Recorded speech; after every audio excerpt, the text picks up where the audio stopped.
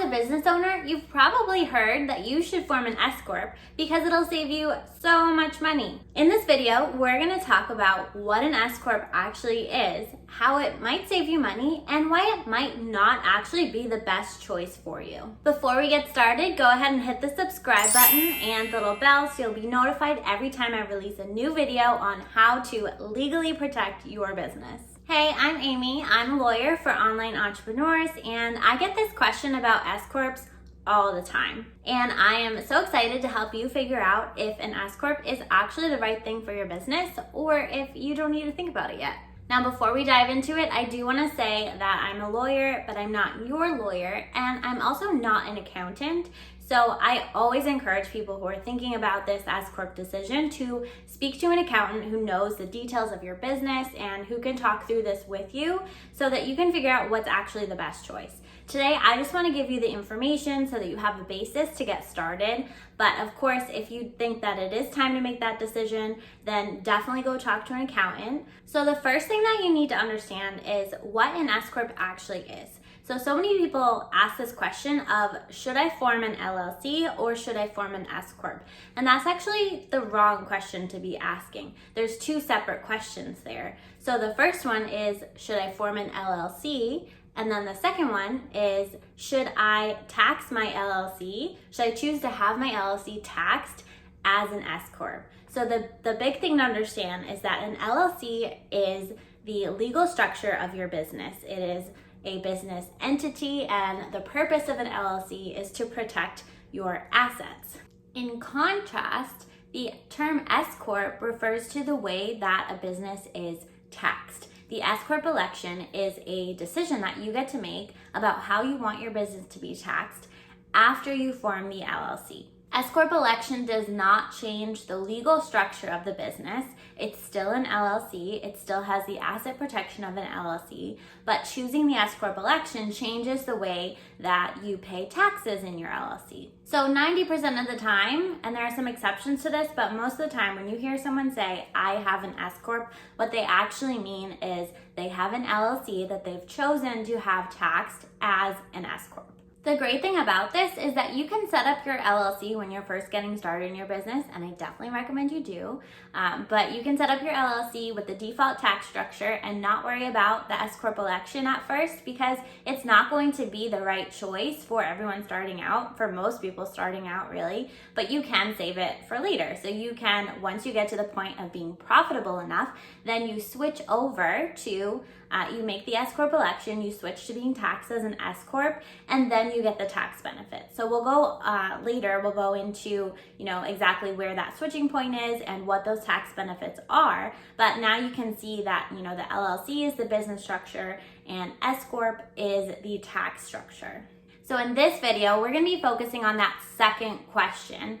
Should I choose to have my LLC taxed as an S Corp? If you're still working on that first question of should you form an LLC, don't worry, keep watching this video because it's still going to be helpful for when you get to that point. We're always learning and always thinking about the future, right? So this is great information even if you aren't there yet. The main reason to choose to be taxed as an S Corp is to save money on taxes. So when you are an LLC, there are three ways that LLC can choose to pay taxes. So the first is as a sole proprietor, and that's if there is one owner of the LLC. And if there are multiple owners of the LLC, it'll pay taxes as a partnership. And then either way, there's also an option to choose to be taxed as an S Corp. For LLCs with one owner, which I'm sure a lot of you are, the default way to pay taxes is as if you were a sole proprietor. The same way that you pay taxes as a business before having an LLC is how you pay taxes after having an LLC, because the LLC is what's considered a disregarded entity by the IRS. So to the IRS, for tax purposes, it doesn't exist. Everything just goes through to you as the owner, and you pay it on your personal taxes on your Schedule C. With an S Corp, the difference is that you can hire yourself as an employee and pay yourself a salary. And that salary money is separate from any distributions that you would pay yourself. So you basically have two pools of money. You get to pay yourself a salary, and you also get to take distributions, which are like profit shares from your business. And those are two separate pools of money in the eyes of the IRS, and they're taxed differently. With your business, there are two main types of taxes that you pay, and we're talking about federal here. So this is to the federal government. Your state level taxes may be a little bit different, and so we're just looking at federal today. But with your federal taxes, there are two main types of taxes that you pay, and those are employment tax, which if you ever were an employee, you'd see that come out as FICA, Medicare, Social Security. It's that portion of taxes, and it's called employment tax or Social Security tax, FICA. It's all the same. And then on top of that, there is also income tax. So the employment tax is around 15.3%. Income tax, it depends obviously on your level of income, but for a lot of people, it's around 25%. When you're taxed as a sole proprietor, you pay both of those taxes, both employment tax and income tax, on all of your profit. So all of your taxable income, you have to pay both employment tax and income tax. With an S Corp, you only pay self-employment tax or employment tax on the amount that you take as a salary. So you have those two separate pools of money, salary and distributions, and you only pay employment tax on the salary portion. The distribution portion, you only have to pay income tax. So there's different tax treatment for your salary money and your distribution money, and that decreases the amount of taxes you have to pay overall. Let's walk through an example so you can see exactly how you could save money and how much by choosing S Corp election. So let's say, for example, last year your business made $150,000 in revenue. So that's all the money that you collected before expenses.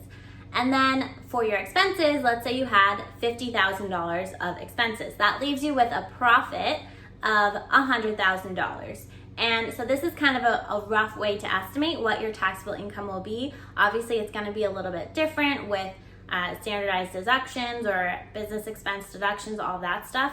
But generally speaking, your profit is a good measure of what you're going to have to pay tax on. So for this example, we're going to say you had a profit of $100,000 for the year. When you're taxed as a sole proprietor, you have to pay self-employment taxes on that entire $100,000 of profit that you made. At 15.3%, that's $15,300 that you're paying in self-employment tax. You also have to pay income tax. And so like I said before, this varies depending on your income, but for this example and around the $100,000 mark, it's going to be approximately 25%, and that's easy math, so we're going to stick with that. That means for the year that you had $100,000 in profit, you're paying $25,000 in income tax. Your total tax for that year, if you add up the self-employment tax and the income tax, is going to be $40,300 in taxes. Now let's look at how that same $100,000 would be taxed differently if you chose S Corp election instead of being taxed as a sole proprietor. So as we discussed before, with S Corps, you pay yourself differently. And so you have money that is dedicated to salary and you have money that is dedicated to distributions. So let's say you split that $100,000 of profit up into a $70,000 salary and $30,000 in distributions. For the amount that you took as salary, you have to pay that 15.3% self-employment tax and the 25% income tax. But on the amount that you took as distributions, you only have to pay the 25% income tax. That adds up to $35,710 in taxes for that year. So when you look at that math we did on the sole proprietor and compare how much taxes you would pay on that same $100,000 in profit if you were taxed as a sole proprietor versus as an S Corp election actually saves you almost $5,000. Now, I'm sure there are some of you that are thinking, well, why don't I just skip the salary altogether and just pay myself that entire $100,000 in distributions, and then I can skip the self-employment tax? Well, that is not going to work. Do not do it because there's a law against it. The US government likes to collect their taxes, and so there is this rule that the salary that you pay yourself in an S Corp has to be a reasonable salary. Now, what constitutes a reasonable salary is kind of up in the air a little bit. The IRS doesn't have a super easy to follow rule on this, but some people will say that it should be 50-50 salary to distribution or 60-40, some kind of ratio to keep you in the safe zone. But for me, I think the best way to look at this is to figure out what you would have to pay someone to replace what you do in your business. If you have a really clear role or a clear job description, this can be really easy to look up on Glassdoor or look at job postings on Indeed or other employment sites. But as an entrepreneur, it can be a little bit more difficult because sometimes you're doing high value tasks and sometimes you're doing low value tasks. And so you can kind of take that into consideration when you're figuring out what a reasonable salary would be for you. And this is also another reason to consult with an accountant, because they're used to having to do this, to figure this out, and they'll be able to help you figure out what an actual reasonable salary would be so that you don't get in trouble with the IRS. If this is making sense so far, if you feel like this is helpful for you, please let me know in the comments. I'd love to hear from you. And if it's bringing up any more questions, definitely put them in the comments, because I would love to make more videos based on exactly what you want to know. Okay, so now that you know that an S Corp could actually save you money, you're about to run out and switch, right? Hold up. An S Corp only saves you money if you've reached a certain tipping point in your business. Going out and switching to an S Corp right now might not be the best choice, because running an S Corp is actually more expensive than running your LLC as a sole proprietor. So there are administrative expenses that go along with running an S Corp. First, you have to set it up. You need help from a CPA and or a lawyer to get that S Corp election going. And then you also have payroll expenses that you didn't have before, because you are an employee now. And with an LLC, with a sole proprietor, you're not an employee. You're just pulling out money whenever you feel like it, although hopefully you have a system for that. But as an employee, you have to have payroll. You probably have either a payroll company or payroll software. There's just a lot more time and money that goes into running an S Corp. So if you're not saving as much money as you're spending, then it's not worth it, right? So it usually costs around $2,000 a year to maintain your S Corp. So you want to make sure that you're going to be saving at least $2,000 in taxes. Plus, remember the value of your time in figuring out how to manage this, learning, and doing the extra work that comes along with it. So make sure that you're actually getting a good savings based on your profit before you run out and switch.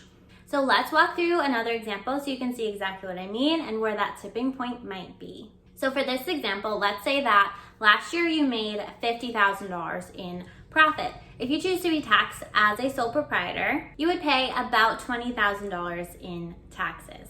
As an S Corp, let's say that you take $40,000 of that and put that towards your salary and $10,000 towards your distributions. Now, your salary number, remember, it has to be a reasonable salary. So depending on what you do, it might be tough to go any lower than that $40,000 mark because you have value, and to pay someone to replace you would probably cost at least that much. So we're taking $40,000 in salary and $10,000 in distributions. That adds up to about $18,600 in taxes for your S Corp. So in that case, where you have $50,000 in profit, switching to S Corp election would only save you about $1,500. And remember, we said it costs around $2,000 to run an S Corp for a year. So you're actually going to be losing money if you switch to an S Corp when you're only at the $50,000 mark for your profit. Ultimately, to figure out if this is going to save you money, the easiest way is to talk to a CPA, but you can run the numbers based on the math that we did in this video together. You can look at your profit, figure out what a reasonable salary would be for you, and decide if and do the math on that and figure out if you're going to be saving more than $2,000. But generally speaking, the tipping point is around $70,000, $80,000 of profit. Remember, we're talking about profit and not revenue. So around 70 or 80K is when you get to the point where switching to an S Corp might actually save you money. So don't go out and run and do it before then. Make sure you're actually making a good informed choice for your business. Make sure you do what's right for you, and not just because everyone on the internet says go form an S Corp. If you liked this video and you want to learn more about running your business legally, go ahead and check out my free training that teaches you the step-by-step system that I have for setting up and running your business legally so you can grow with confidence. The link for that is in the description below. If this video was helpful for you, please hit the like button and leave a comment on what was your favorite part, or if you have any other questions. I'd love to make more videos based on what you guys want to know, so let me know. And make sure you hit the subscribe button and the bell so you're notified the next time I release a new video on how to legally protect your business. And if you're still working on that first question from the beginning, if you don't have your LLC yet and you're trying to decide if now is the right time, go ahead and watch this video and that will help you figure it out. Thanks for watching and I'll see you next time.